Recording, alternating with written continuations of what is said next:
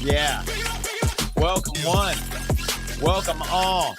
Ladies and gentlemen, it is the morning. It is NFC North Talk with your host. That's me, Russell Wayne, right here, and my co-host right here, Main Event Mike. How are you doing, brother? Emmy nominated Main Event Mike. How are you doing this morning, Mike? I'm so good, man. 15 days till kickoff.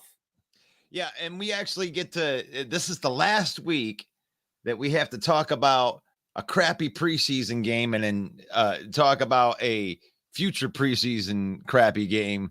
And we'll actually be talking about a crappy preseason game that we saw and a real regular season game. But before we get started, I want to put a shout out to everybody out there that's listening right now. And, it is August the 23rd, and couple talking heads talking football at 11 a.m. every single morning. And we appreciate every one of the listeners, Villain Squad. And I actually threw the YouTube stream up in all of the pages that we are streaming live in. And that is, the Detroit Lions news, NFC North, Main Event, then we got Bear fan Mike, Bear fan Bill the Packer fan. So Mike anywhere, Mike the Bear fan. I said main event Bear. You said Bear the Mike fan. Bear the Mike fan. Yeah, the if you're a Bear fan, that's who you want to go follow right there. Yeah, I'm a little bit flabbergasted right now.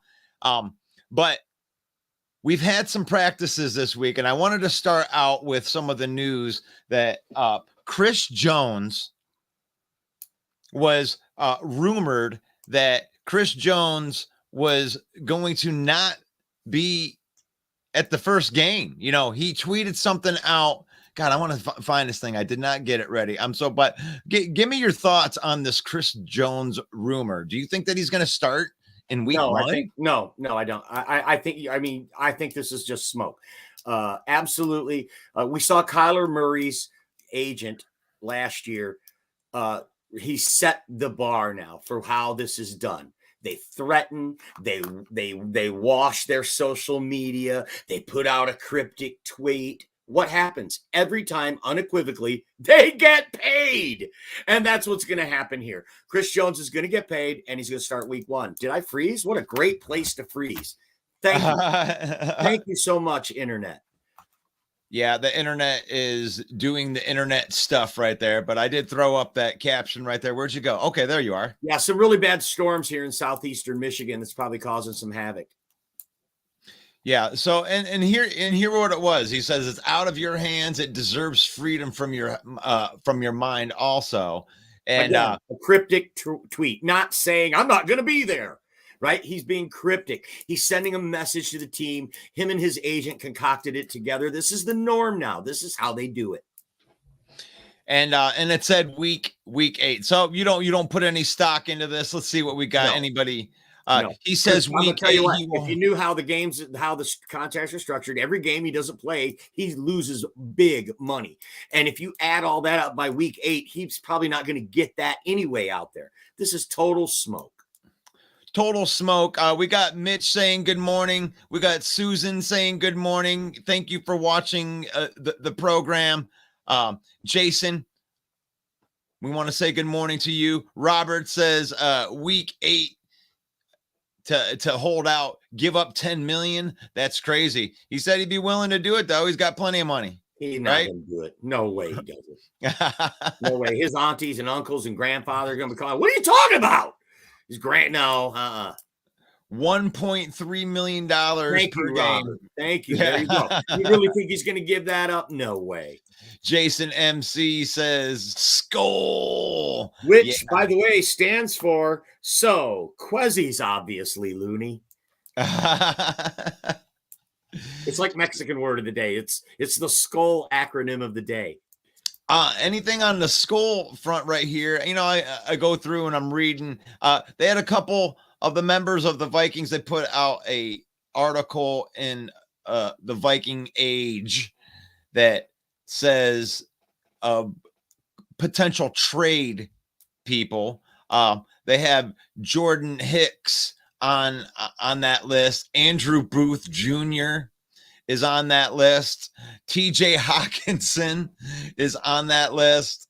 And Lewis Seen is on that list. I mean, I know this is all smoke right now because we do have one more week of smoke that we have to throw out there before we can talk about real football. But do you put any stock into this? Do you think that the Vikings might actually look to move any of these guys? Yeah, absolutely. The bad draft picks that he made, get rid of them. It's a great idea. They didn't work out. You missed. TJ Hawkinson, you signed him knowing that you couldn't afford him the following year, but you were making a push for the Super Bowl, and I respect that. You had the offense to do it. Absolutely. You already had a winning record when you made the trade, so you're like, hey, we got something here. We've started well. Let's make a push. Let's make a run. And so absolutely, they got TJ Hawkinson. They made a run. They won their division, and they fizzled in the first round against a team they beat 2 weeks before. But hey, the Minnesota Vikings, they do have the nicest stadium in the league. Skull equals trying to score, but with Now don't read it. Don't read it. Can't, this is PG-13. So I got almost there, right? There are ladies in the Jason, room, Robert. TJ and says TJ and Scene are fine. Yeah. And I don't think it's a matter of them being fine or not. The thing is like you have to pay a bunch of people. And I tell you what, if somebody came up to you and offered you a 3rd round pick or a 2nd round pick for TJ Hawkinson right now, because he did play good down the stretch for you guys, for the Vikings, you could probably get some value out of him. He's in the last year of a 1st round contract, 5th year option, and you could get some value out of him, have something for down the road, because you are going to be rebuilding this. You just paid a bunch of money to a tight end. So, I mean, are you going to pay 2 tight ends? We talked about this the other day, you and I, about the TJ thing and where I thought Dallas would be a great fit for him. And they have enough parts on defense in Dallas. Now, of course, Dallas lost Dalton Schultz to the Texans, and they drafted Luke Schoonmaker from the University of Michigan, Go Blue. But I don't know that he's on the level of TJ Hawkinson, because so after you and I talked about it, Russ, I went around and I thought, how many tight ends out there would I rather have than TJ Hawkinson? And I only came up with 6. So he's definitely a top 10 tight end. In my opinion, he's the 7th best tight end in the league. And where's the value there? How much is that? And that's right about what he's asking for, what he's expected to get. So he's going to get top 10 tight end money, but the Vikings are so depleted on defense. They are desperate, I believe, especially if you're talking about Scene and Booth being on the trade block. These are young pieces that they drafted that they were counting on when they let all those stars go. And if those guys just are showing out enough in training camp and they don't think that they've got what it takes to put them out on the field and they got to get rid of them, that is a miss. That is so, they are desperate now. And TJ Hawkinson is a great bargaining chip for a team like Dallas that can give up a defensive player, because that's sexy now, right, in the trade, to throw a player in. So you get a player and a little bit of draft cap. Maybe you get one of their linebackers or one of their back end pieces off that Dallas defense, and a 4th round pick for TJ or a 3rd round pick for TJ. I think the Vikings would have to jump on that. Yeah, but really, in all honesty, you don't want to trade Scene, because for one, you're not going to get anything for him like the 32nd overall pick, right? You're going to be admitting that you missed on him, because you're only going to get a 5th or 6th round pick back for him. Really, jump in here. Steve collects NFL cards. What has Lewis seen? Has he seen anything, really? Yeah. No, he hasn't even seen the field.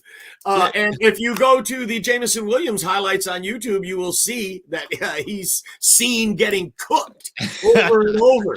So good call out by Steve Klex. Had enough of that shit. Brothers. Sorry about that, Russ. Yeah, but you made my point right there. I mean, I'm sorry again. No, it's good. I mean, that's what. Stop apologizing to me. Your show, man.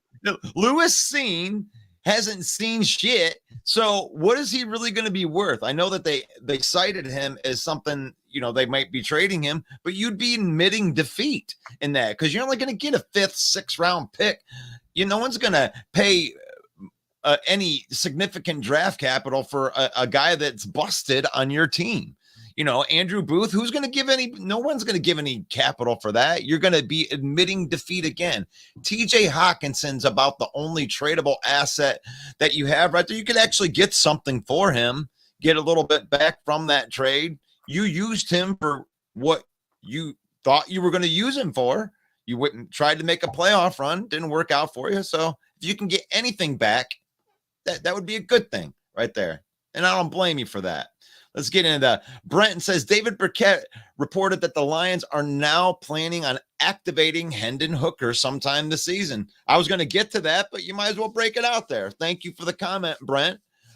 Let's talk about it. No surprise here. You don't draft a quarterback in the 3rd round who is 1 injury away from a Heisman Trophy and not expect to play him if he's ready. So at least suit him up. Yeah, absolutely. Love this call out. Thank you, Brent, for the comment. Dave Burkett, of course, a renowned journalist for the Detroit Free Press. They plan on activating Hendon Hooker sometime during the season. That's pretty vague, right? All I know is that next Tuesday, so 6 days from now at 4 p.m. Eastern time, the Lions have to go from 90 to 53 men. And a lot of the guys we're going to see in this upcoming playoff preseason game, are not going to be there. So Hendon Hooker definitely going to have to be on the roster, whether it's with an injury designation or something. So the fact that he would be activated at some point during the season, I think that's all part of the plan. Yeah, and that's really what you're looking for. And I really think that this spells the end for Nate Sudfeld more than anything else, because they'll go ahead and they'll keep Bridgewater and Goff, and then they're not going to keep any other quarterbacks. So put Hooker on the injury designation, and then by week 4 or 5, when that leg seems to be ready, because he's going through all the mental reps. As far as like learning the playbook and all of those things, and he's being able to sit behind Goff, sit behind Bridgewater. They're watching him go through the practices. He's going through the progressions. So he's getting mentally ready right now. And then 4 or 5 weeks into the season, he's going to be out there. And I think that's when he becomes the viable backup. And then, Teddy Two Gloves becomes expendable at that time. Because they only paid $2.5 million. And I think that it has to do with how much he plays, right? If they go playoffs or anything. Well, if they cut him mid-season because Hendon Hooker's progressing, then no harm, no foul. He gets his $2.5 million. Go ahead, sit down. Thank you. Thank you for your time. The off season is a tough one for guys that have Lions podcasts. So it's going to be very interesting next year to hear the reports coming out of camp. Oh, Hendon Hooker looks amazing. Oh, you should have seen him hooking up with Jameson Williams. You know what I mean? I mean, that's going to be exciting as Lions fans. We have young players that are expected to do well in this league, and they are not even expected to get on the field this year much. So that's new territory for us, and we love it.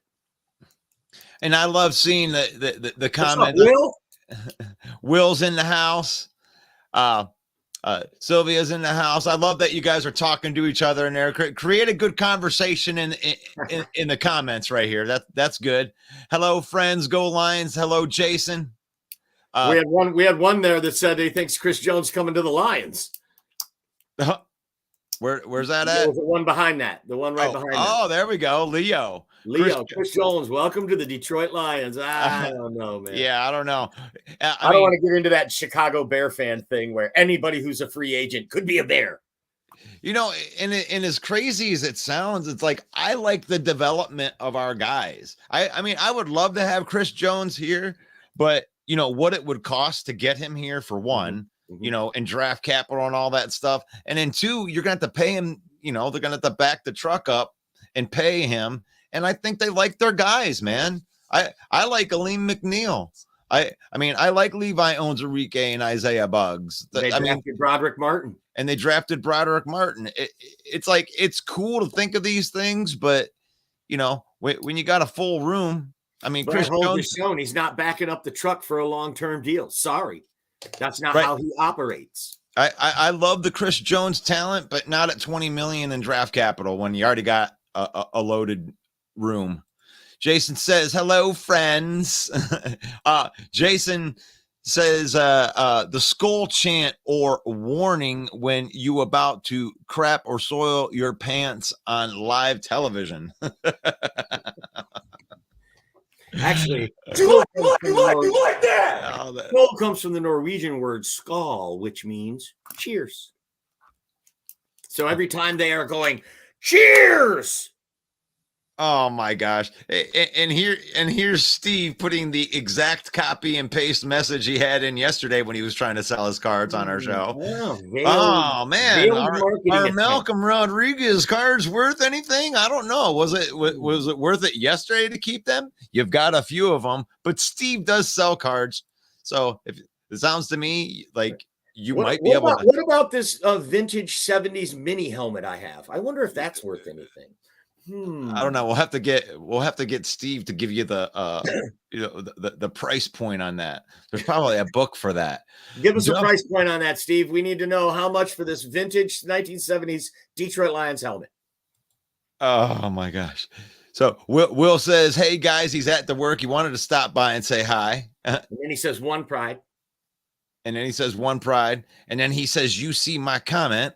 We see it. And Will, I have an assignment for you today. I want you to go around at work and everybody you see say one pride. One pride. And when they ask you what that means, you explain it to them.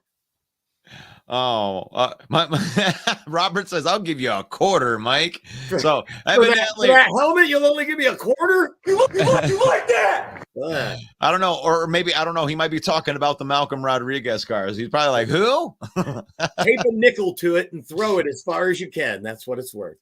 All right. So since Bear Down Mike is in here, we'll go to a Bear topic right here, and as I'm going through, really the biggest thing that keeps coming up is the injuries across your offensive line.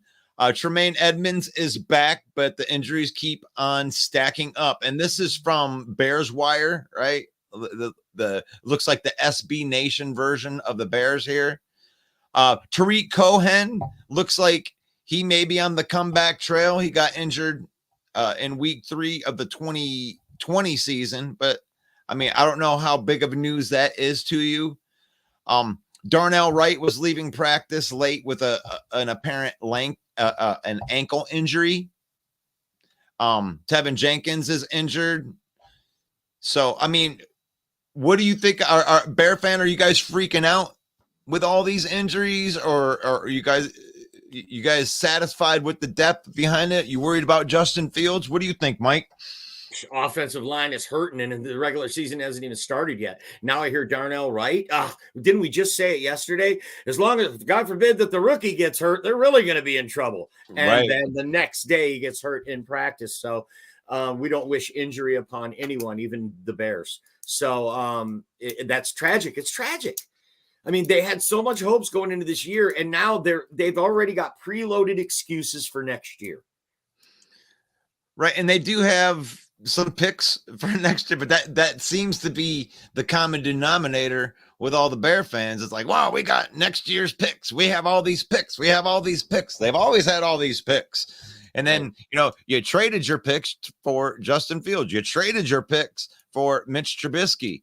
Mm-hmm. And now you traded your pick to miss out on CJ Stroud and Bryce Young. So, I mean, if any one of those two ends up being superstars in this league, then you will have effectively missed out on 3 of the top quarterbacks that are in the league right now.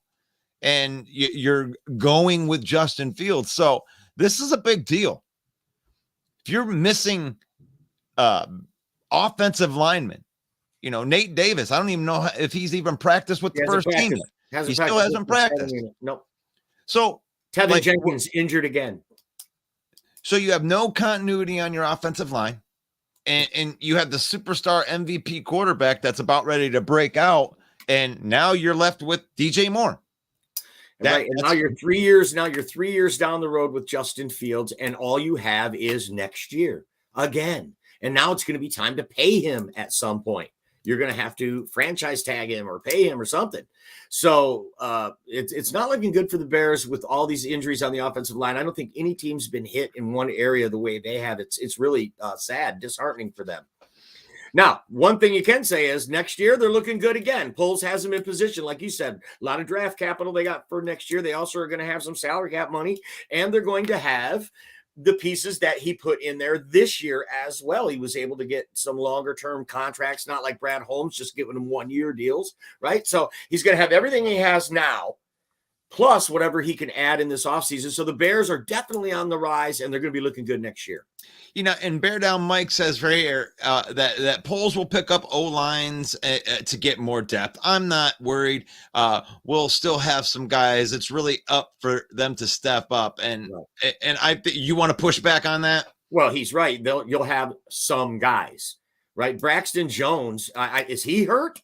They call him Jags, is what they call him. Just a guy, yeah. Just a guy. You'll have some guys, but to win this division or to be competitive in this division, you're playing against some really good offensive and defensive lines in Green Bay and Detroit. You're not going to do well. Plus the Bears' schedule, you've got a lot of great defensive lines. They're going to eat you for breakfast. And this year is not going to be the year for you. Hopefully next year they can put it together. Bears fans always seem to fall in love with backup quarterbacks. Can you blame them? And Can you that's blame them? I mean, when they're getting garbages out of the starter, it's obvious to look at, why don't we play that guy? And I think we might see that same thing with Sean Clifford if Jordan Love falters this year. And then Cohen, lightning and thunder reboot. You like that? Tariq I Cohen? like that. Hey, Was you know there a what? Tariq Cohen sighting? Bear fans always say crap like that. Yeah, Bears have sold their picks on bad QBs. Quit trying to be like Green Bay. We know quarterbacks. Sure you do, Jason. You drafted Aaron Rodgers. What else have you done with quarterbacks besides draft Aaron Rodgers? Nothing. Stop it. I'm so tired of that narrative. We draft and develop quarterbacks. No, you don't. You didn't draft Brett Favre. You didn't develop Brett Favre. Don Majkowski got hurt. You had to put him in. Stop it. Oh, don't forget about all of the picks that the Bears gave up on Khalil Mack also. You mean Pro Bowler Khalil Mack from the Chargers? Yeah. Yeah. I'm and then they just gave up Roquan too. Looks like Tremaine Edmonds just got injured. But he may be coming. He got back. I did not hear that. Tremaine Edwards got injured. Oh my goodness. Edmund. Well, he was injured, but then he came back. I don't want to misreport that. Okay, I hadn't heard Tremaine Edmonds back, but injury still seemed. Edmonds practiced for the first time since August the 3rd. So I mean, the thing is like you can't expect just to recover from stuff like that. Yeah, you can get guys in there, but you're like, I was told that the Lions should be worried that our 8th offensive lineman isn't that good on the team. And it's like, you're telling me that you're without 2 starters and you're just, I'll just pick up some guys on the street.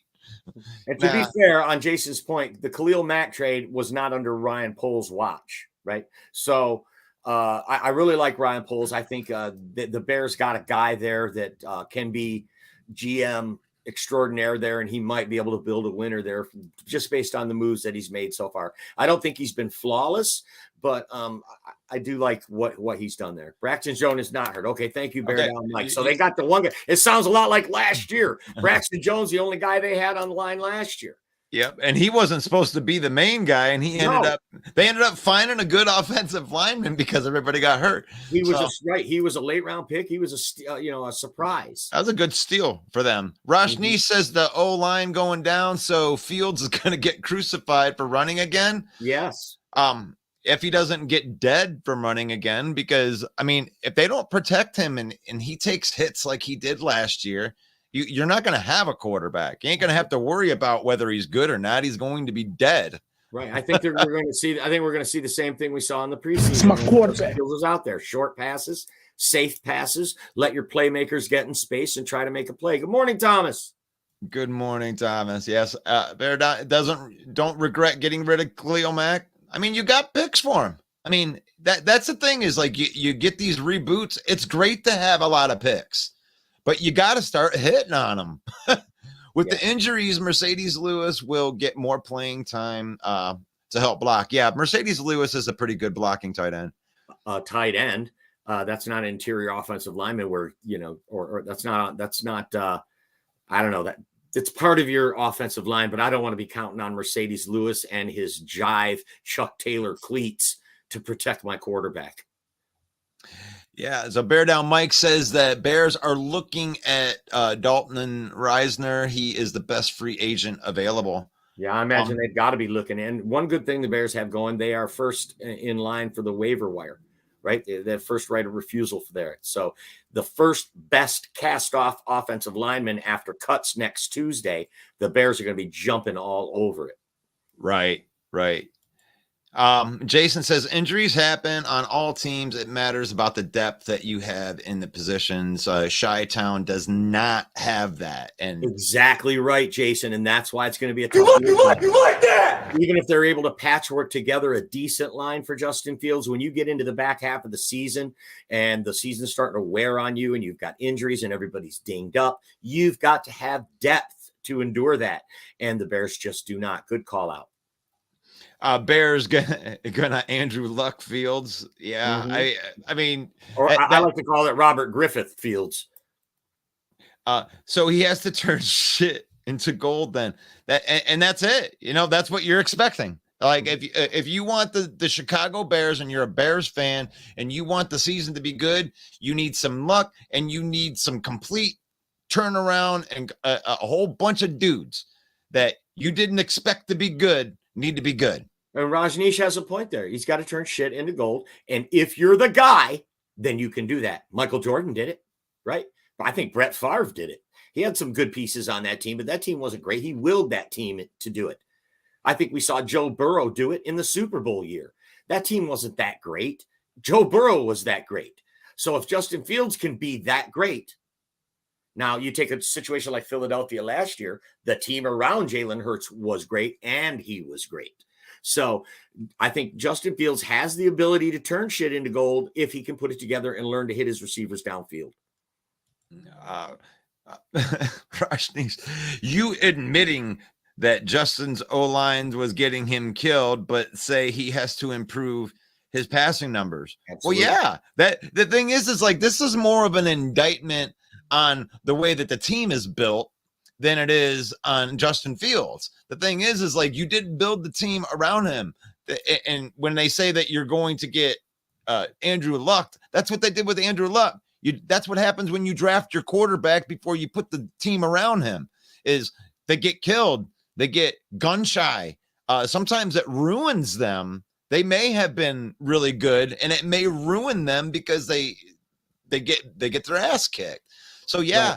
Right. But Rajni, can you put that comment back up for a minute, Russ? I'm going to read this comment back to you, Rajneesh, and I'm only going to leave out a couple of words. Okay, here it is. Admitting Justin Fields' offensive line was getting him killed.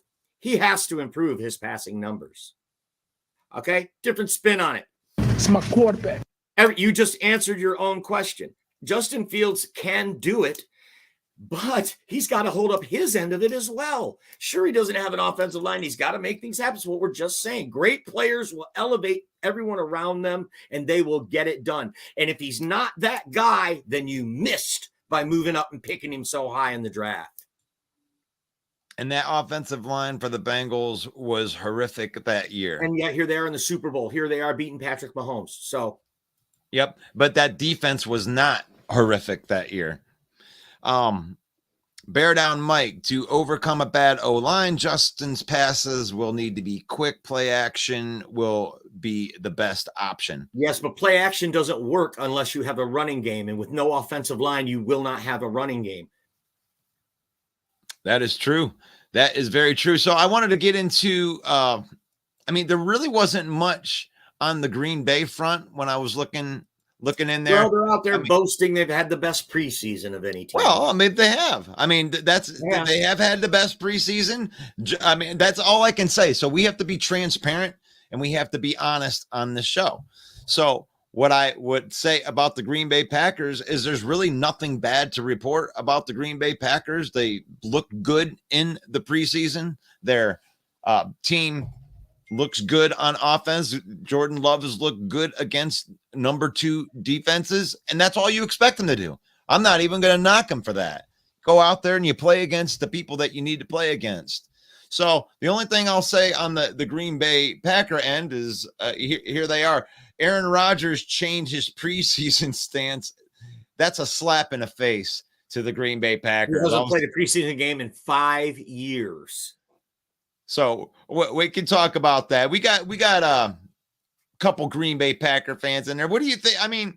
Your thoughts on Aaron Rodgers? Do you like him? Do you like what he did for your franchise? Or are you just kind of over him and you wanted to see him go out? Is this a slap in the face to you that he's going to play in preseason games for the New York Jets? It seems like he respects that organization so much more than he respects the Green Bay Packer organization. Does that bother you? Yeah, we definitely want to hear from the Packer fans on that. But my opinion on it, Russ, hey, you drafted a tight end in the first round. I'm going to play in the preseason. So, one good slap in the face deserves another. So they all those years, they never drafted an offensive weapon for him in the first round. And, eventually he goes, well, I need to go in here and play preseason. I don't have any young receivers to hook up with that were first rounders. Forget it. And he's lighting it up with Garrett Wilson. Fields is afraid of throwing a dreaded interception. And that's true. When he escapes the pocket, he chooses to run. Right. Daniel says that no O-line run game for Fields, which means no play action. And that's what we were just alluding to right there, is you got to have a run game for play action to work. Good. Oh, gosh. And Jason Smith says the web is supposed to be your leader. Can Fields do that or not? That's supposed to be QB, I believe, and autocorrect changed it to web, which is horrible. Sorry about that, Jason. I believe you're saying the QB is supposed to be your leader. Can Fields do that or not? That's the question. I think that part of it, I feel pretty confident about Justin Fields. Don't you, Russ? I think he's a pretty good leader. Yeah, I mean, he's the offense. He's trying like hell. There's no doubt about it. He's out there giving it everything he's got. He's the slipperiest dude I've ever seen back there. I mean, I think that one viewer's point too. I mean, he's making a great point there. It's better to have a positive run than an interception. So, I mean, no one can blame, and believe me, no one is blaming Justin Fields for any his want to or his try. It's just reading defenses and getting the ball downfield into these tight windows is a very hard task. Yeah. And when it comes down to that, he can that is not true. That is not true, Mike. Rashad Penny had a 6.1 average with the Seattle Seahawks, but nice try. With a bad O-line. Okay. Yeah, and if Justin Fields can lead, I mean, wide receivers, when he escapes the pocket, he needs to choose to throw the football rather than run the ball. And it wasn't always his offensive line. When he escaped the pocket, there were people wide open all over the place when he was escaping the pocket. He chose to run. He needs to think pass first when he needs to be able to throw to wide open guys. So you shouldn't be afraid to throw to a wide open guy in under any circumstance. Roshni said the Bengals had defense, a running back, 3 wide receivers, which Justin Fields had none, but he's supposed to elevate scrubs. Yes, he did elevate scrubs. You just said it again. Rajneesh, don't make me read your sentence back to you. You're answering your own question here. Oh, gosh. Adrian, A-Dub. As anyone will say, it's only preseason, and then we have to translate to the regular season. We have to see if it all translates to the regular season. He's talking about the Green Bay Packers having the best preseason out there. It's only preseason. But if that translates to the regular season, the Packers are going to be a force. I agree. But you know what I'm really trying to say to that, like sometimes no news is good news. And right now there's really no news in Green Bay. I mean, you just it seems like the machine is working. Guys are developing. You know, your young guys look good. I mean, because the drama queen is gone. I mean, if anything, if I had to poke holes anywhere, and this is a really, really harsh criticism. I'm going way outside of the box. Is like, you know, Lucas Van Ness, he's got one pass move. He's been kind of handled. That's about the only weakness I can think. And I don't think that you guys are going to give up on him. So it's okay. I think it's a good thing. I think it's a good thing that there's no noise out of Green Bay. Everything's coming along. They're clicking along. Perfect. That's good for them. Now that the drama queen Aaron Rodgers is out of town, there's not a daily drama story coming out of Green Bay. So I think this is good news. They're flying under the radar. A lot of people are sleeping on the Packers. A lot of people picking them to finish last in the division. I love this too. A-Dub says that all that matters to any Packer fans is that Rodgers plays 65% of the snaps, so Green Bay scores an extra first-round pick, and that's it. You like that? I would say, A-Dub, that is what should matter. Unfortunately, if you go and join some of our groups, join our conversations, NFC North, the Huddle, Detroit Lions main event, if you join those groups, you will see that Packer fans are pulling for a lot more than just less than 65%. They want to see Aaron Rodgers fall on his face. You can believe that. And I believe it too, because when and I respect this take right here I do too. more than I do the other side, because when the Lions traded Stafford, there was a pocket of the fan base that became Detroit disgusting, make me barf in my mouth Ram fans, Detroit Ram fans. I don't care about your team once you go to that team. I like Matt Stafford. I like him as a person. I like what he did here, but I do not become an instant Rams fan. Actually, it made me not like the Rams even more, because I didn't want to see him go there and get that instant success, but they loaded the team around him. And I think that that's what they're doing with Rodgers. They do have a good loaded defense on there, and Rodgers is known for elevating offensive lines to a better status for being like that. So I respect this take more than the Aaron Rodgers fans that are going to be like, oh, I would just want to see Aaron Rodgers do good at the Jets. Yeah. We're going to bite a kneecap off. I don't like that. No, I'm right there with you. Those Detroit Rams fans, that was disgusting. You're not a real fan. You're not a real Detroit Lions fan. And I think you make a great analogy there, Russ. The Matt Stafford to the Rams and Aaron Rodgers to the Jets kind of feels the same, right? It's a sexy thing. They got a great team around him. Wow, Aaron Rodgers really could do something. Matt Stafford really could do something. And of course, we know he wins the Lombardi Trophy. So absolutely, that feels similar to me. And honestly, it's the Jets, man. They're like the Lions of the AFC, right? So I'm kind of pulling for them teams. Even though I hate Aaron Rodgers, I have to rethink and go, no, I hate the Green Bay Packers quarterback, Aaron Rodgers. I don't really hate Aaron Rodgers. So I'm kind of in the back of my mind pulling for him because they're in the same division with the Patriots, and I hate the Patriots. What's up, Woody? What's up, Woody? We lead the league in running. Monty left, and that's all changed. Herbert had a better season than Monty. You led the league in running because your quarterback ran for his life and ran for over 1,000 yards. You were not the best rushing team. The Atlanta Falcons were the best rushing team when you look at what they were able to do as far as running the football without a running quarterback adding 1,000 yards to that padded. So you did lose something with Monty. Monty brings leadership. He brings pass protection too. I've been trying to say that. Yeah, that's the thing right there. But for the same price that we paid Monty, they got Deontay Foreman and Roschon Johnson. So I think that's a trade-off. I don't think either team suffered in that move. But to your point and bear down Mike's point, like you said, take Justin Fields out of that equation, and the Bears would be last in rushing in the league. Is that true? Yeah, absolutely. Yeah. So, And the thing is the quarterback does count in that. And I tell you what, I'm going to be transparent right here. I did pick up Khalil Herbert in my fantasy football league because it's a PPR league. And I do think that he's going to catch passes. And I do believe that he has a lot of upside. I think that he could be as good as David Montgomery and have a good career there. Bingo. We got Jason's agreeing. Don't you love it's like a Packer fan meeting in the comments sometimes? Like, yeah, high five. Oh, Brent says Andy Reid has been playing his starters a little in preseason. Does he know something MCDC doesn't?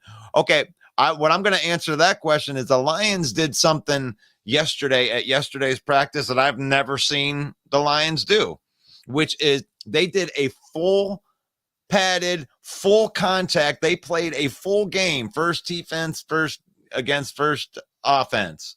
And they played it just like a game, 15-minute quarters. They even left at halftime and went into the locker room for 10 minutes and simulated a game, full contact.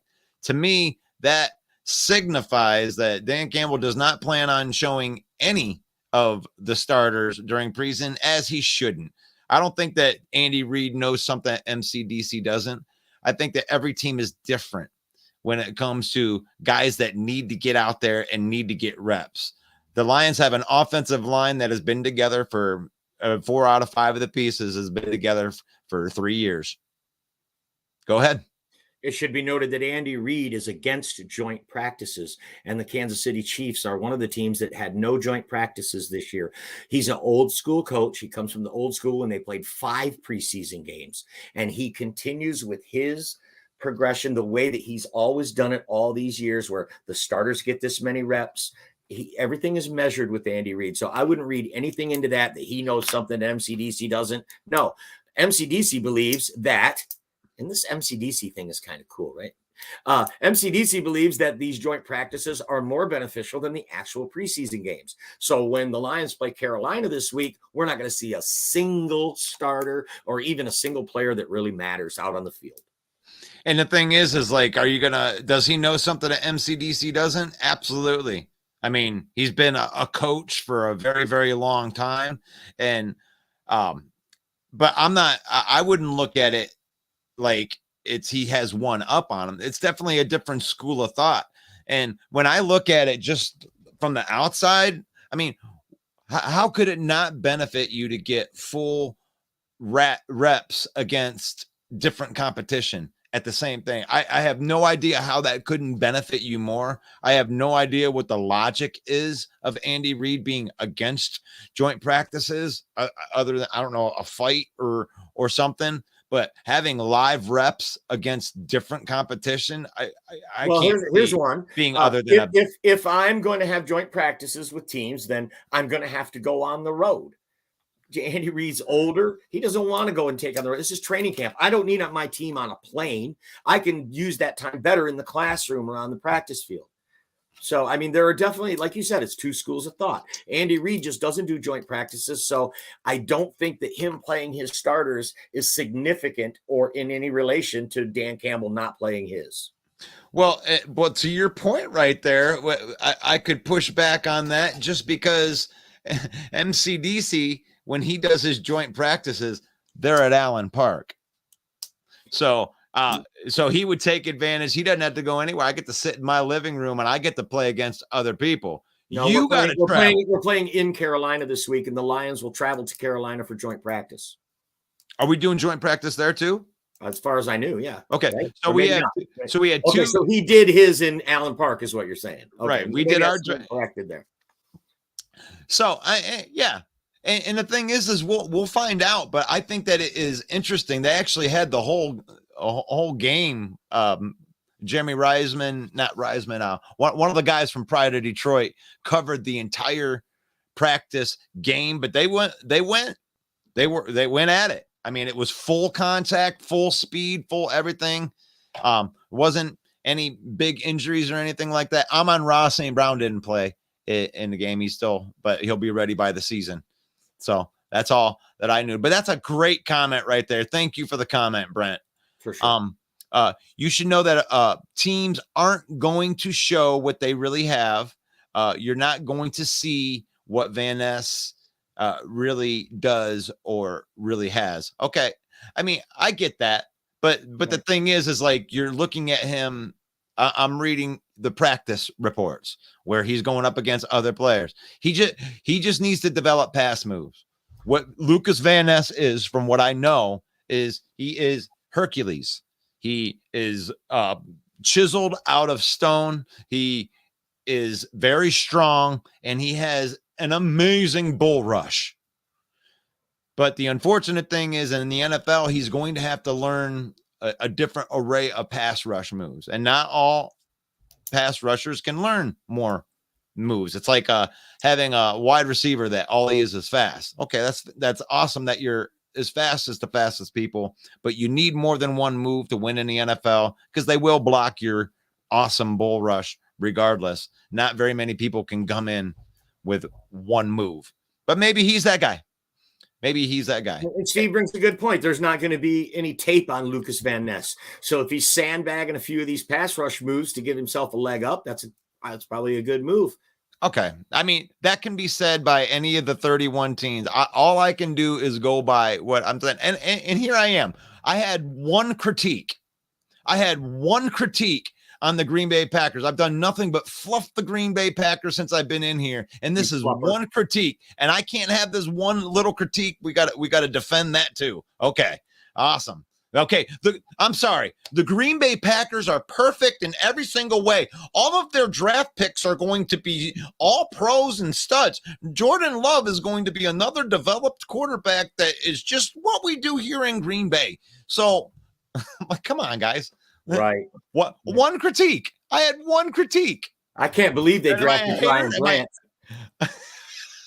Oh, wait, they didn't draft Brian Branch. We did. Oh my gosh. So hey, can I plug the show real quick, Russ? I got to get off of here. okay, get up. Go ahead. You got anybody in the lobby coming in?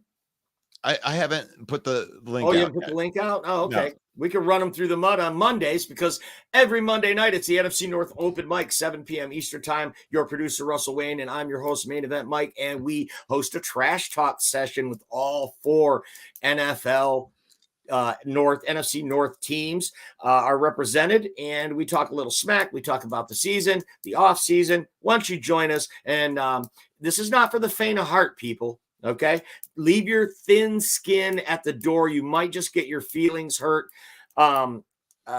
And also the Main Event 365 podcast, All Detroit Lions, every Thursday at 7 p.m. Eastern Time, broadcasting live into Facebook. And if there's anybody, and I mean anybody out there that can hook me up with a Malcolm Rodriguez rookie card, please let me know. Thank you. That's awesome, Mike. With the mic drop. We're going to bite a kneecap off. Oh, thank you so much, Mike, for joining me again. And now I haven't been able to do this the last couple of days, but I'm fortunate enough. I am blessed because my wife found a job at home, and she's able to get my child off the bus. So I'm going to be able to go ahead and throw the link into the comments if anybody wants to jump in and talk some football with me. I have a few minutes. I put the link in there. Let me see if I can get back into these comments. That's football. Still iffy on Jordan Love, says Jason. And that's the thing. I'm just busting balls. I really don't have a lot of bad stuff to say about the Green Bay Packers. I mean, they've had a decent preseason from all respects. And like I said, the only bad thing I've heard is just I haven't heard much about Lucas Van Ness. So Jason says, I'm calling Lions, Green Bay, Bears, and then Vikings. I'm only confused about the middle stuff. I agree with that right there. I can see that. I could see that. I mean, Green Bay is kind of retooling on the fly, and they really just had a good defense last year that kind of ascended. Their younger players were able to get better by the end of the season. They're getting some players back like, Rashawn Gary. So I don't expect Green Bay to take that big of a step back unless Jordan Love is awful. Jason says he is still iffy on Jordan Love and more like Jordan like. Jordan says that's football. You love your team, not an individual player, and you never know when they'll be gone.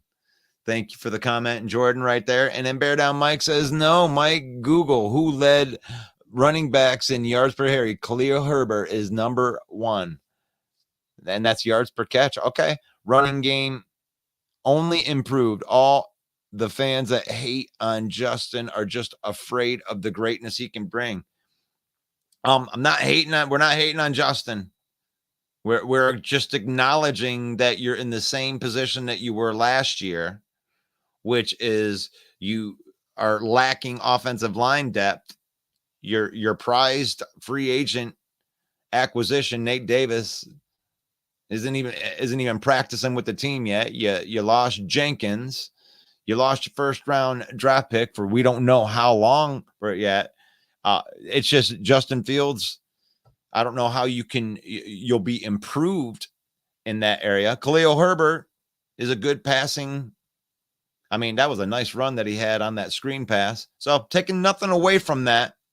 I'm not afraid of what Justin can bring. We saw what Justin can bring in the running game there last year, but stacked the box, put a spy on him, and he really doesn't have an answer to people that can go one-on-one.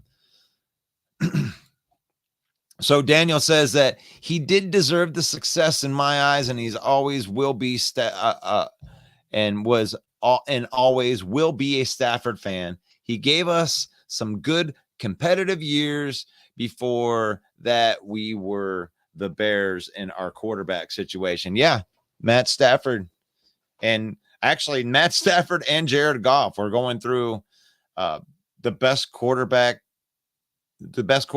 in Lions history, dating all the way back to the championship years where the Super Bowls that don't count. Way back there, 1957 time, past the curse. So maybe it is. Maybe Stafford broke the quarterback curse that Bobby Lane was talking about, because Jared Goff's pretty good too. Bear down Mike. Love it. Roshan is our new pass protector. Yeah. Roshan's looked pretty good in preseason so far. Rajneesh BS. We were the best running team in the NFL. Quit trying to discredit us. We did say that you were the number one rushing team in the NFL. But over 1,000 of those yards came from your quarterback. So you're not the best pure rushing. I'm talking about from the running back position. Running backs versus running backs. You were not the number one rushing team. Woody, help us out. Jason says, I think that you guys are underestimating the loss of Jamal Williams. He was a complete and strong back who rarely ever fumbled. Underestimating the loss of Jamal Williams. I don't think we didn't say anything about Jamal Williams this year. David Montgomery is the guy they brought in to replace that production. I don't think that's going to be that big of a drop off. Jamal Williams was a very good back for us. He very rarely fumbled, but he had an offensive line that let running backs get 4 yards before contact. And he left a lot of yards on the table. I mean, I think a lot of other running backs in the NFL would love to have had 4 yards before contact. And I think that's one of the reasons why David Montgomery came here, because he didn't have that opportunity in Chicago to get 4 yards before contact. And he's chomping at the bit to run behind an offensive line that can be good for him. Let's see. Good take. All right. Let's see. You say from players that don't matter, they do matter, and it gives you a chance to see your depth. I'm not sure what we're talking about there. How about Branch? I like this one too. Jamal Grant. How about Branch? Definitely a gem. Let him play. Take his lumps in game one. You know what? He doesn't have to play. The report out of the camp now is Brian Branch is looking like not just one of the best rookie defenders, but he may be the best defender on the field. And this may be a special player right here in Brian Branch. He's done nothing but be a heat-seeking missile, making plays in the pass game, playing any position. There's really nothing bad that you can say about Brian Branch. He's definitely playing more like a first-round pick than anything else. And that's amazing to me. I have nothing but good things. And I say, put your best guys on the field. I mean, if he's the best player on the defense, then he needs to be out there week one. He doesn't need to take his lumps. He needs to get out there and start giving lumps. I mean, if he's that guy, there are some players that do that. And let me ask you that from the other fan bases. Do you have a rookie or somebody that's young on your team that you're watching in preseason that you're just like, there's the guy. Wow. He is as advertised. He is better than advertised. How good a surprise that is. Who's that guy on your team? Green Bay Packer fan. Who's that guy on your team? Guy that's just like, wow, I didn't think he was going to be that good. Who is that guy? Minnesota Viking fan. Is there a guy on your team? I think that I could answer that one for you. I would think that you guys would say Ivan Pace. Ivan Pace steps in as an undrafted free agent coming in. Not only is he going to make the team, but he may actually be the starting middle linebacker for the Minnesota Vikings. You got to feel good about that. You like that? You know, Green Bay Packers, Jaden Reed catching touchdown passes, right? Out there. Sean Clifford, man, shoot. If Jordan Love doesn't work out, Sean Clifford, you might be able to just stick him out there. That may be the guy. Sean Clifford looks pretty good too. You know, who's the player that's sticking out like that? Chicago Bears. Who's that guy? Who's that guy for you? For us, for the Lions, Brian Branch, 100%. 100%. Out of all the rookies, he's not only, and we've had all the rookies have been showing out for the Lions. They like their first 5 picks. Jahmyr Gibbs has looked the part. Jack Campbell's looked the part. Sam Laporta's looked the part. And Brian Branch may be the best out of that bunch. Not taking his lumps, killing it. Killing it. Jason Smith says, you say from players that don't matter. Okay, I already read that one. But Bear Down Mike, nobody is afraid of what Justin brings. You should be a little bit afraid. Because it is if you can get that balance to pass to run. And you can actually show that he would throw the ball a little bit. He doesn't have to be that good of a passer to be really effective, to be scary. I mean, you've seen the ability outside the pocket. Jason says that Van Ness is going to be a stud. That's awesome. That's awesome. Is that the guy? Is that your guy? Nobody's perfect. We've had some terrible picks.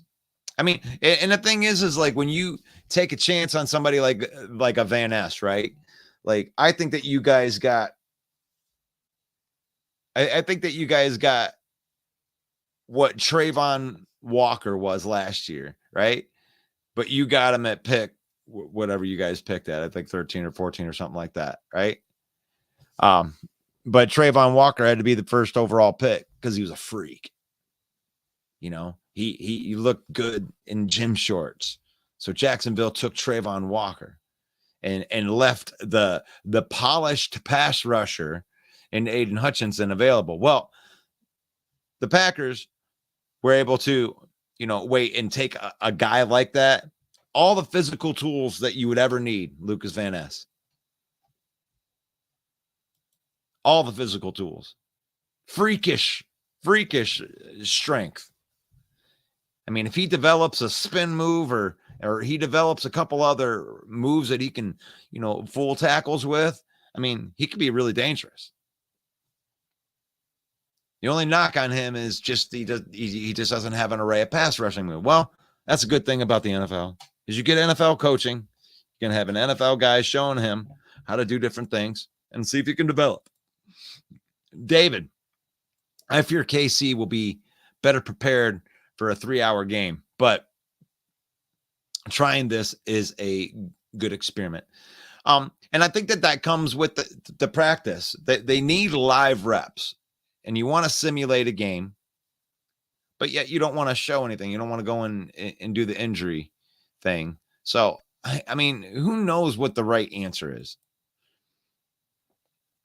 The Lions used combined practices to shake off the starters, not preseason games. Yeah, I really like the idea. I mean, basically because there was no injuries yesterday, and so it wasn't that bad. But being able to practice, shaking off the rust from the starters are going out there. If they're going full, then they're going full.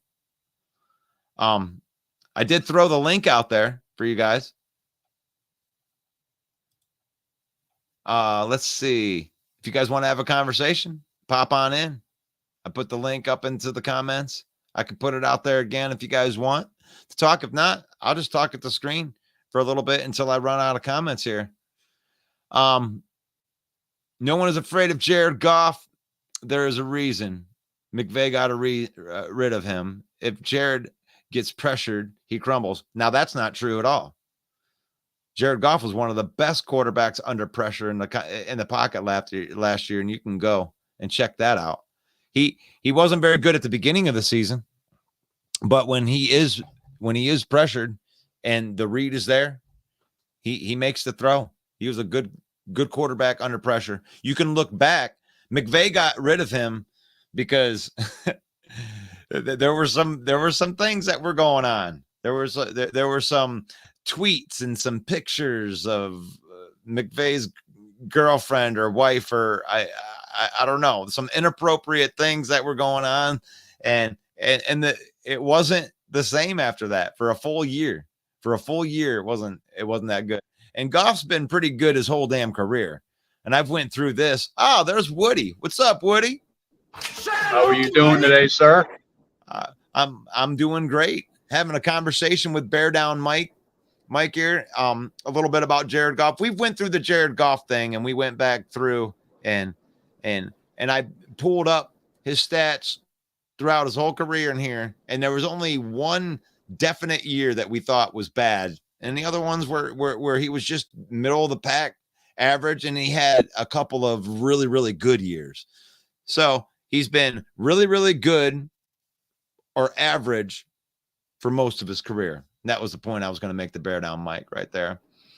But what I wanted to talk to you about, since I have you on here, how are you? These injuries, are you concerned about the injuries on the Chicago right now? Yeah. The Jenkins thing is the big one.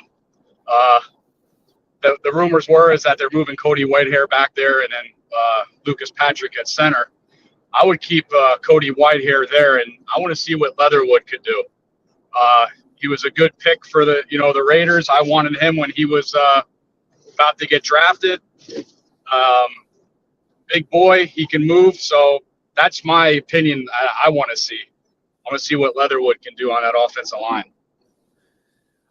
You guys picked up from the waiver claim. You got Logan Stenberg from the Lions. Now he wasn't very good with the Lions for a lot of time, but there were times that he showed up nasty in the run game.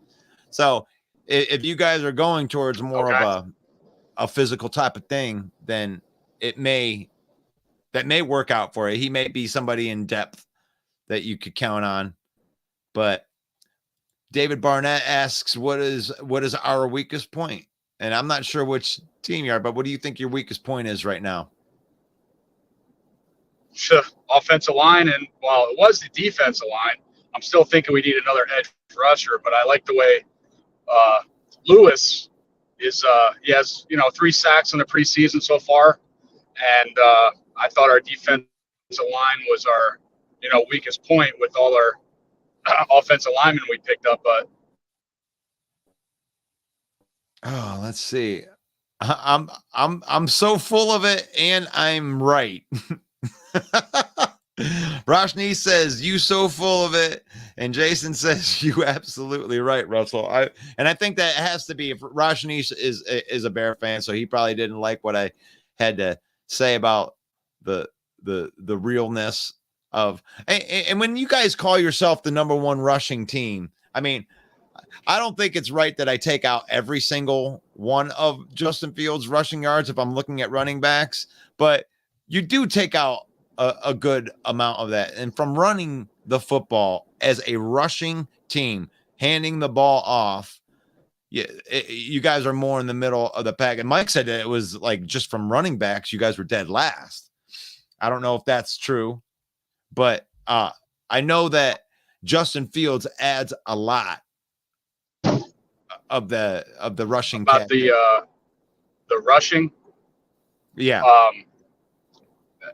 With Atlanta getting Bijan, I think they're going to be number one again, Right. rushing team. But if it wasn't for Justin Fields, we wouldn't be the rushing yards that we had last year.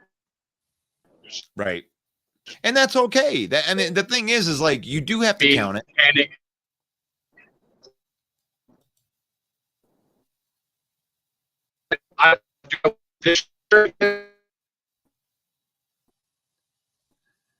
The connection, your connection is horrible, bro. Your connection is horrible.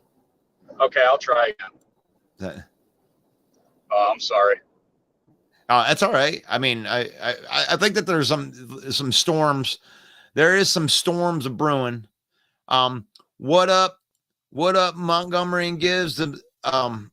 Does Montgomery have fumble problems? I think he did fumble last year. I remember one specifically that the Lions got on him.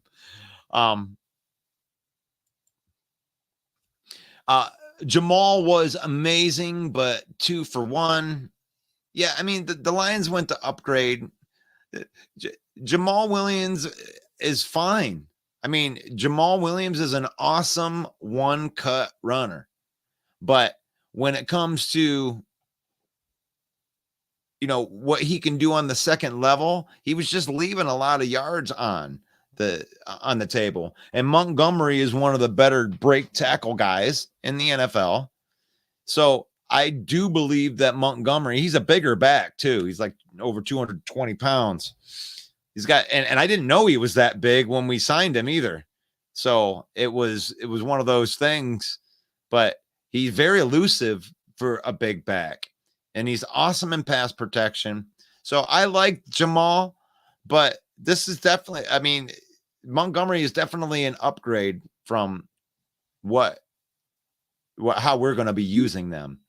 So what a steal. Can't believe that he fell.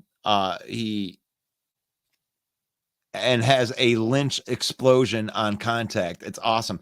Got to be talking about Brian Branch right there. I can't say enough good stuff. I still can't believe that the Packers let us trade up into that spot and select him. I do believe what main event Mike was saying is like the Packers absolutely needed a safety, and I can't see how you wouldn't want to have selected him there, but they let us slide into that spot, and it looks like he's going to be the best defensive pick that we have for the Lions this year. He looks like he's the truth from what we're seeing. And there's A-Dub. What's going on? Say hello to my little friend. What's up? It's good. And we were just talking a little bit Brian Branch right there, and we're forever going to be connected. And how are you doing today, A-Dub? Doing good. I definitely love that you're not delayed. That every once in a while you can come on and you're not delayed, and I like being able to actually talk to you. Yeah, I'm trying to make sure the connections that I have are on point now. So, so wherever the Green Bay Packers and the Lions will forever be connected with that trade up from 48 to 45 to select Brian Branch, especially if he is as good as what he's being advertised right now, and not just the best rookie that's on our team, but he's being touted as the best defender that the Lions have. And that's saying a lot when you're talking about guys like Aiden Hutchinson and, Kirby Joseph and Chauncey Gardner-Johnson. So that is a awesome compliment. So what do you think about that, where you guys could have had that? You guys need safety help. You guys passed on Brian Branch, and not only did you pass on him, but you traded us Brian Branch. You think that's going to come back and bite you? It could, but then at the same time, I wasn't expecting Green Bay to get him at all and came to the second round. Like, if I believe their focus was on anything, it was addressing both the tight end and the receiver position when it came to drafting. Okay. And if I think they traded down, it would have been for the sake of making sure that wherever we got Jaden Reed in the second round, it wasn't a complete reach. Right. So they did trade down 3 spots, and they did select Jaden Reed with that spot. So now you're going to be looking at Jaden Reed and Brian Branch are going to be forever, they'll be tied together in folklore and history, just like Lewis Seen and Jamison Williams will be tied into history, and Christian Watson and whoever that you guys traded to Minnesota. The Vikings, they got 2 second-round picks for that. They got 2 second-round picks, and I know one of those picks was Andrew Booth Jr., and I think the other one was Gordon or Brisker. I can't remember where they had picked those guys. I thought that they got Brisker earlier, I thought Brisker was like pick 33 or something like that. But all these guys are going to be forever tied together. And I think that that's really, really cool. And I don't know if you guys wanted Brian Branch, but if he's really good like you think he is, that will be the narrative when it comes down to it. Jason says Valentine in the 7th round. Yeah, Carrington Valentine, that's a surprise guy for us. That 7th round cornerback we picked up in the draft, he's showed up for us on the defense during preseason this year. And that's what you're looking for. These guys that stand out. Ours is Brian Branch. You guys got Valentine. Mark Oram from Orem's Forum chiming in right here. 4 starters: Gibbs, Campbell, Branch, and Laporta. Boom. I mean, that pool, if it turns out like they want it to turn out, that can be a legendary pool right there. If all those guys have the impact that they're trending towards right now. I mean, Gibbs looks like the real deal. Like in every practice that's been out there, it looks like he knows how to manipulate people with his speed. He's got different levels of his speed. His 75%, most people can't catch up to. And when they do, he just speeds up. He makes people miss without touching him. And that's rare, where you can make a cut where the guy is right on you, and here comes that angle. I got that angle, and then the next thing that you know, you don't even put your hands on him. There's only been a couple of runners that are like that, and I believe that Gibbs is one of those. Jason MC says Jordan Addison is a gem. Mark Orm says, I love it when people call Branch slow because of the combine numbers. Now, I agree with you 100% on that, and you can tell guys that don't know how to run 40s by looking at their combine numbers compared to their pro day. And if that number is drastically different, it just means that the guy don't know how to run a 40. We ain't trying to be a track star here. It's all about how fast you are with the pads on, assessing a play. Right. Let's see. You guys can say isn't a product of Green Bay, hasn't played neither, has Branch. Okay. You guys can say Love isn't a product of Green Bay, hasn't played in neither, man. I don't know if you can really compare those two, Branch and Love. Love is getting his shot. Brian Branch is just a guy that's just showing out, and he's looking like a better defender than we thought. He hasn't proven anything yet. No, he could completely crumble. He could go into the first game and all of a sudden he forgets how to play football. Sometimes that happens. I understand that, but that can also happen to Love too. Yeah, anybody has that kind of story. Jason says that everyone thought also Gary was going to be a bust, stood by him from day one. Yeah, you guys got to feel good about that. Like that. Yeah, and it even feels good that Gary is actually recovering quicker than we would have expected, that he'll actually be ready for week 1. And that's a scary proposition. Like the Green Bay Packers, I think, are one of the most underrated defenses in the league right now, just because of where their PFF had them ranked at the end of the season, and compared to the talent that they have on there. And they only added more, Carl Brooks, getting him in like the 5th round, and then, being able to add Lucas Van Ness. That's yeah. I mean, and I mentioned Carl Brooks was one of the guys I had my eyes on next to Kobe Wooden, and both of them definitely showed out in that Patriots game for us.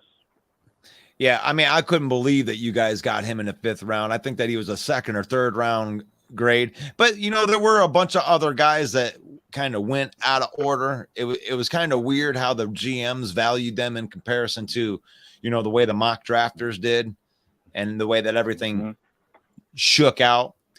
Jay Mommy chimes in right here and says Goff is the second best under pressure, only behind Mahomes. Yeah, I don't know. I don't remember who put out the BS stat and said that Goff wasn't good under pressure, but that's not reality. That's just you saying words. Right. We try to deal with reality and facts the best that we can here. And David says combined practices save QBs, but everyone else is full bore right now. And that's a good thing. I mean, what is your thoughts on that out there? Green Bay Packer fan, Viking fan, Bear fan, Lion fan. What is your thoughts on the practicing? I mean, should it be full contact? Should they be playing starters in preseason games? Or are you good with the strategy of keeping these guys out? What is your thoughts on that? Put that into the comments right there. And we've talked about that ad nauseum on this program on here, but I don't know if you have any thoughts you want to add to that. Well, I like to think playing your starters helps as far as keeping your guys loose and fresh going into the preseason. Like, you never want to have anybody rusty when it comes to their first start or even their first game. Right, but if you're using a strategy like what the Lions just did, and I've never seen them do this before, but they did a full game simulation yesterday. And they went full board practice, first team offense versus first team defense, played 15-minute quarters. They left for 10 minutes at halftime, went into the locker room, completely simulated the game. And Dan Campbell believes in that. He believes in that the practicing and getting the full contact reps are just as important or even more important than getting out there in a dress rehearsal in a game that doesn't matter, where the play calling doesn't matter. They're not showing you anything that matters. Mm-hmm. So, I mean, that's one school of thought, and the other school of thought is that was his logic. But when it came to our last game, when it came to the Patriots, the thing was like, we saw the most that I was getting out of that was how competitive Bill Belichick's going to be. Like, even if it is preseason, the one thing we can always count on is Belichick always likes to be competitive with anybody in any game, no matter if it counts or not. Yeah, and that's why he's one of the greatest coaches of all time. Joe Williams says that not necessarily our weakest, but the Lions have to prove how this running back and wide receiver group will improve our offensive production. I like that. You like that? That's a good call. They do have to prove, but there's some guys on there that, like Gibbs and Laporta, who are going to get a chance to prove it. And if you're into fantasy football at all, it's all about opportunity, right? And sometimes rookies don't get the opportunity, even though they have the talent. So I think in this scenario where you got a guy like Gibbs and Laporta, they are going to get the opportunity to get those touches. So I don't know that with the wide receiver production, with the offensive production as a whole, Gibbs is going to catch a lot of passes, and Sam Laporta is going to catch a lot of passes in the short area. Montgomery catches passes. Amon-Ra St. Brown can catch passes. So it may not come from the wide receiver group, but they're going to be able to spread the ball around. They got lots of playmakers. So I'm not really worried about that, Joe. J Mommy, I'm curious who had more fumbles last year, Williams or Montgomery. Either way, the Lions got a running back with the second most broken tackles. Well, Montgomery was definitely not as good at Williams at protecting the football. Montgomery had some fumbles last year, but he did run behind a line that didn't do him any favors. And I do believe that the Lions line is much better than anything that Chicago could put out for Montgomery. He's going to have a much better opportunity here at getting 4 yards before contact. He's got to be salivating at the mouth over that. What running back wouldn't want to get 4 yards before contact coming to a place? It's like, come on, man. Like, let's go. We're gonna buy the kneecap off. I'm trying. I'm looking through. I will once we get a Green Bay comment in here. Let's see. Monty has 6 fumbles in 4 years, according to Google.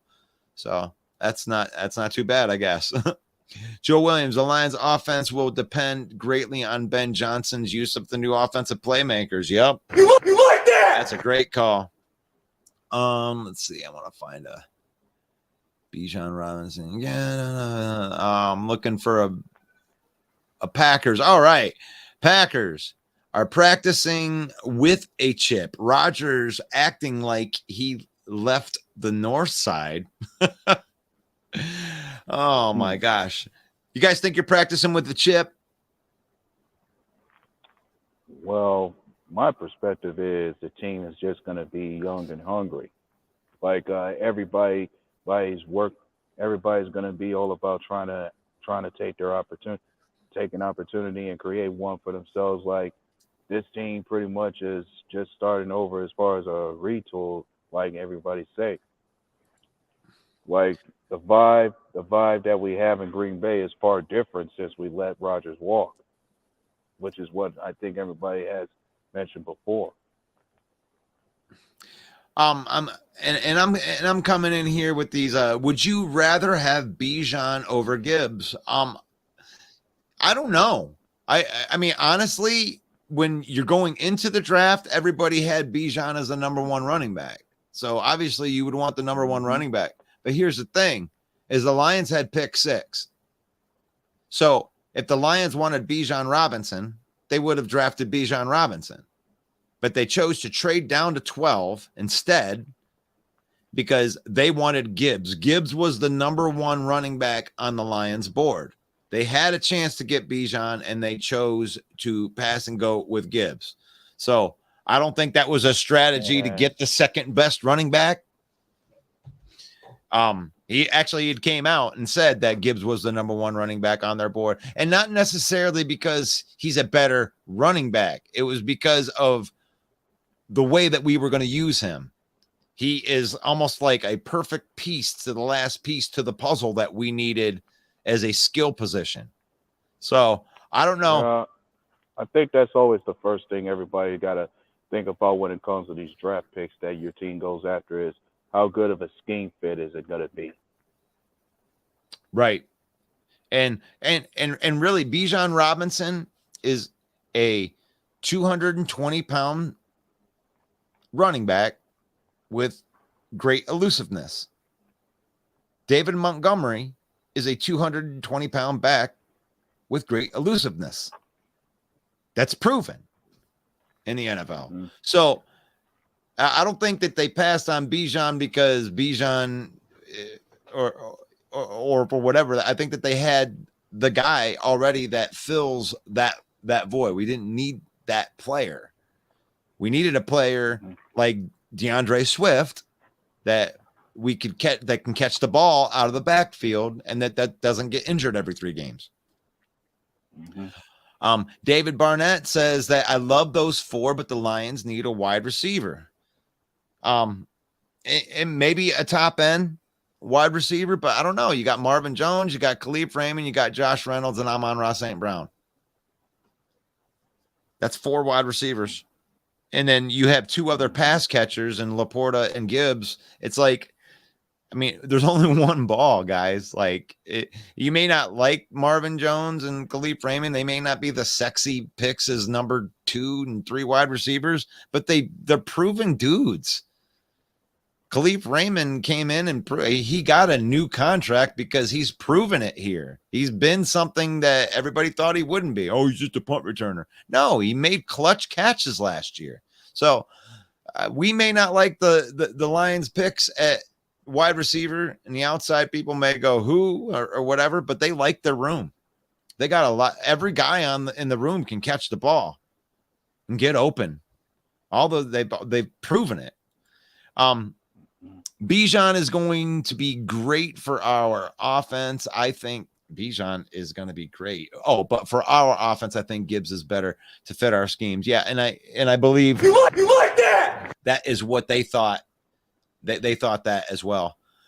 Jay Mommy says Gibbs hands down. Man, I'm sorry having you on here, homering it up, but I'm just going with whatever the comments are on here. Gibbs hands down. He will have twice as many receptions as running back plays. I agree with that. You like that? Jordan says traditionally used to seeing starters play a quarter of the preseason games, but I'm going to trust DC in the process. And I'm going to agree with trusting DC because we know how playing the starters and preseason game has worked out for us in the past, where we don't ever have winning seasons and we have nothing to show for all of that success of playing our guys in the first quarter. So I agree with you. Let's trust Dan Campbell. Let's see what it's going to do here. Can they put together 2 years in a row of competitive, good football? Maybe even make the playoffs, right? Dwayne says, let them play a few snaps and then bench them and let the others see what the others can do to make the roster. I don't mind that either. I definitely don't mind that. That's exactly what Green Bay's been doing with their team. Get two series. Let them play a few series in the first quarter and then let every other player off the bench play and see who has enough to make the roster. All right. Jason says the vibe is definitely different. The elephant just left the building, and I know that he's talking about the Packers right there. Yep. And the elephant, he means by that is Aaron Rodgers. Like, being so Rodgers is not here. You don't hear much as far as drama or any issues as far as butting heads with Goots or even the president of the organization no more.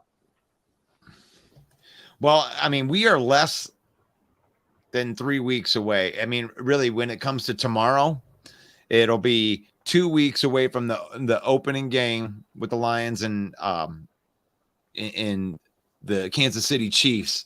And this is the elephant. Like, I am so intrigued. I may have not been more intrigued about any season that I can remember playing watching football with what's going on in Green Bay, where you have that. I mean, that's a question. Nobody knows if Love's going to be good. He could be awful or he could be an all-pro. Like, Green Bay could win 5 games or they could win 12 games because they don't miss a beat.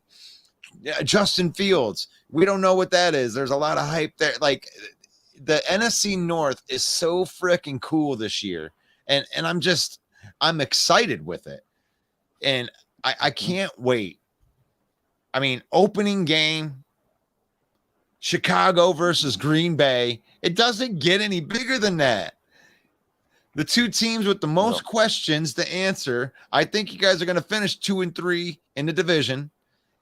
Which one's going to be 2? That's the way I look at it. And I'm just a straight homer. I'm a stupid Lion fan. You never won anything.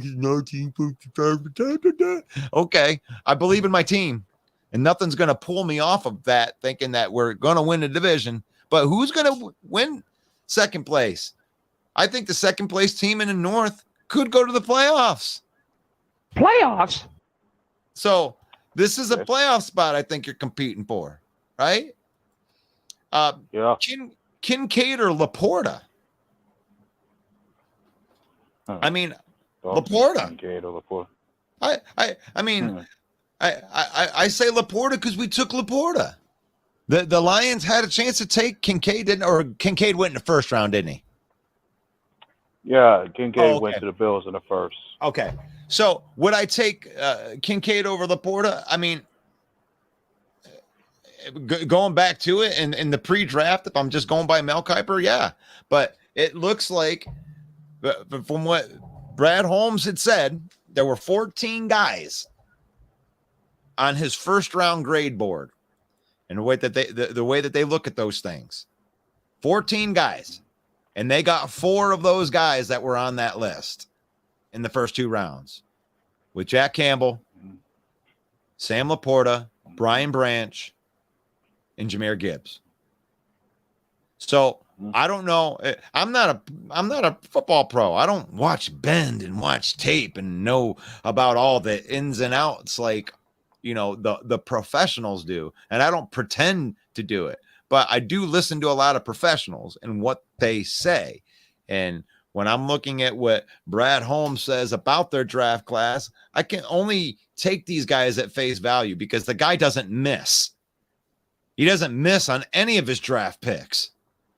Like there's like 2 guys in the last 3 years that aren't that might not make the team, and that's Ifeatu Melifonwu and Jameer Jefferson, a 7th round pick. So a 4th round and a 7th round pick are the only guys that aren't impacting the Lions team. I mean, Brad Holmes deserves his flowers by this point. When it's going into the 3rd year, if these guys play out in this 3rd year, you got to give him his flowers.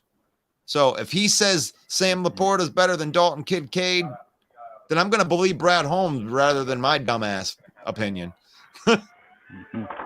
Yeah. There's a home of the bad takes, baby. Playoffs. Oh, why not Coda, wide receiver? That's somebody that the other 3 fan bases don't know. That's definitely some homer picking. Undrafted free agent out of Oregon. Could make the team at the bottom of the roster. Jay Mommy says that too. Go ahead.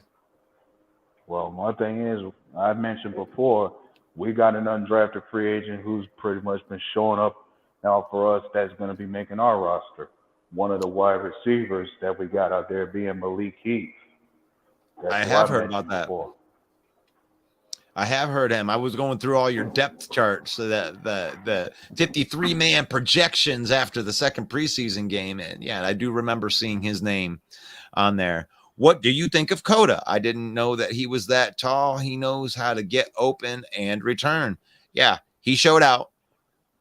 And the wide receiver we're talking about here for the Green Bay Packers. Let me get in here. Packers 3. See what they say here. No surprise at quarterback for Green Bay. They say you got Jordan Love and Sean Clifford. Your running backs, A.J. Dillon, Aaron Jones, and Patrick Taylor. No issues there, huh? Christian Watson, Romeo Dobbs, Jaden Reed, Samuel Torre, and you said Dontavian Wicks or Malik Heath? Dontavian Wicks. Yeah, those will be our 6 likely. So is Malik Heath, are both of those guys undrafted free agents? Wicks was actually a 5th rounder that we picked up out of this draft. Okay. So that's cool. When you're seeing those late guys making the team, those are always great stories. You know what I'm saying? Yeah. Jay Mommy says, like at the time we got Romeo Dobbs, he was a 4th rounder 2 years ago, and that's somebody that we seeing stepping up as a wide receiver too for us. Jason's giving you some props right there. He definitely looks the part. Jason says that, do you consider championships as equal as today's Super Bowls? And I don't. I do not. I don't count any of those. Those championships are cool for the history. You got to go back, and if the Lions ever do win a Super Bowl, it'll go into the 5 championship categories. I will start counting those once the Super Bowl comes in. But really, if you're counting even Super Bowls that like I can't go back in, like the Bears, like in 85, you can't go back that many generations. I don't know.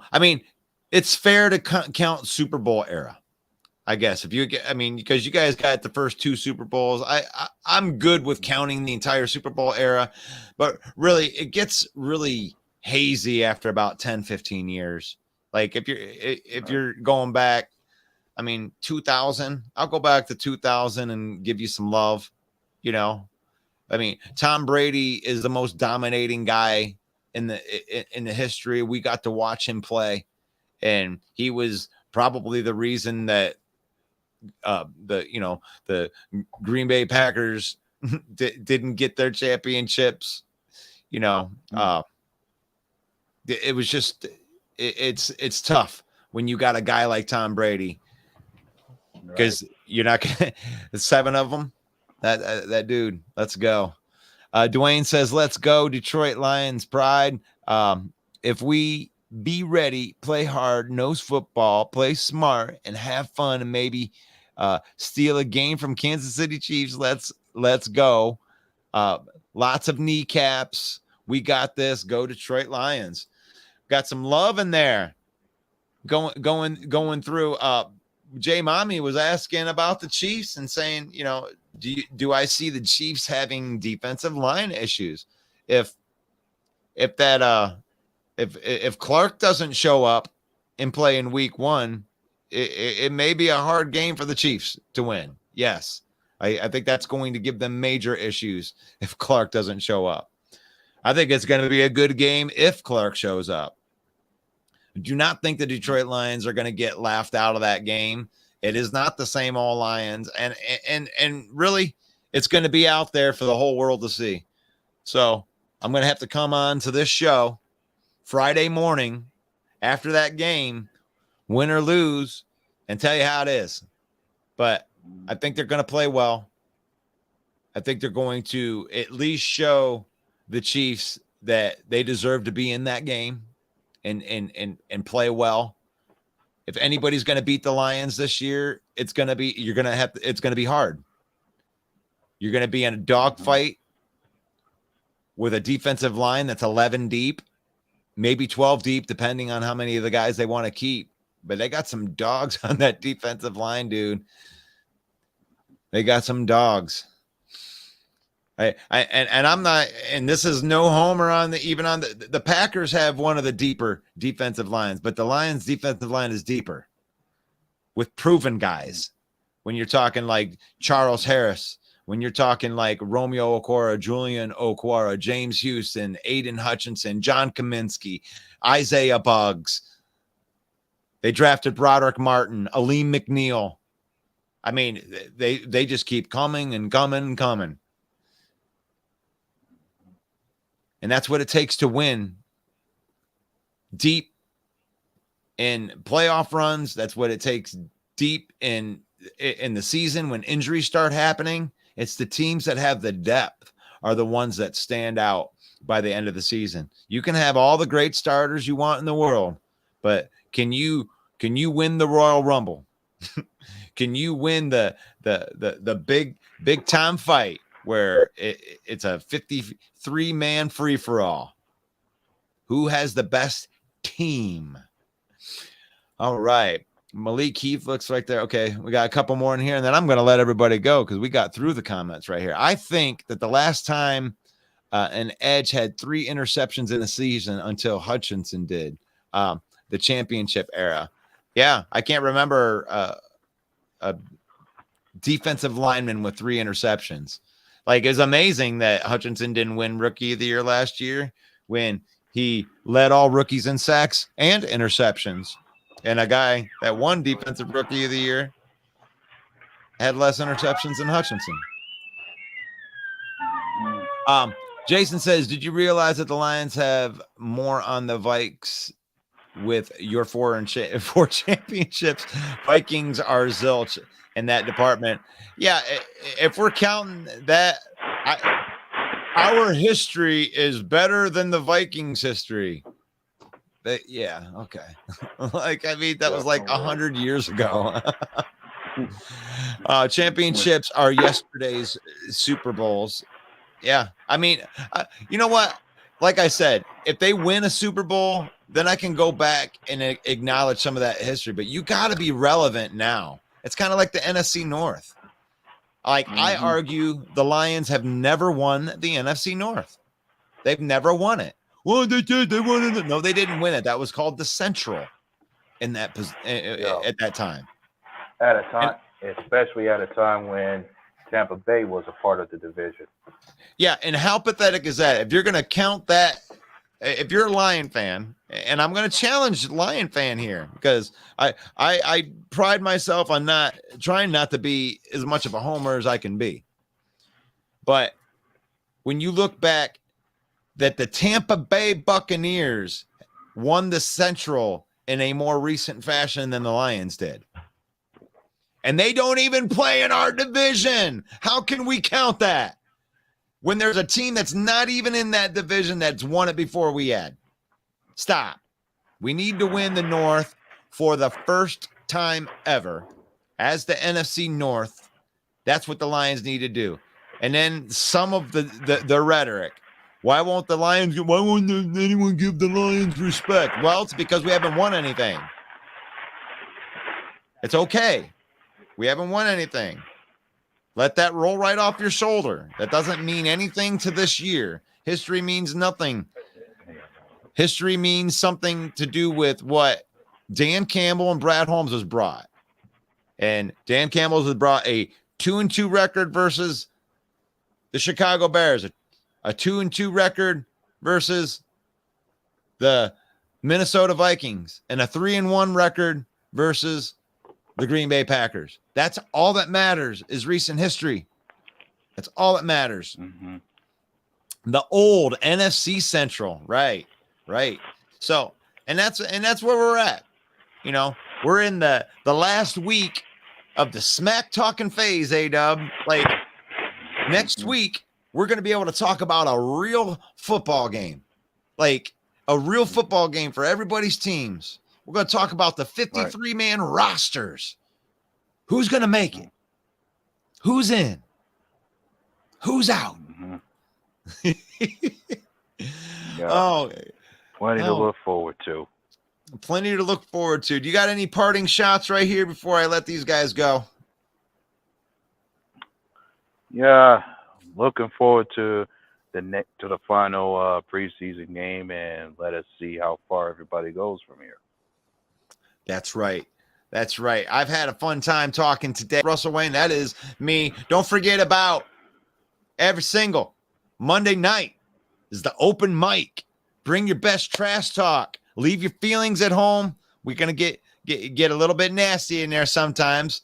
And make sure that you come out Monday night, 7 p.m. Eastern time. That would be 6 p.m. Central time right there. And we have rebooted the Detroit Lions Talk. The main event podcast is back on Thursday evenings, 7 p.m. We throw that is all Lions Talk. That is not a live.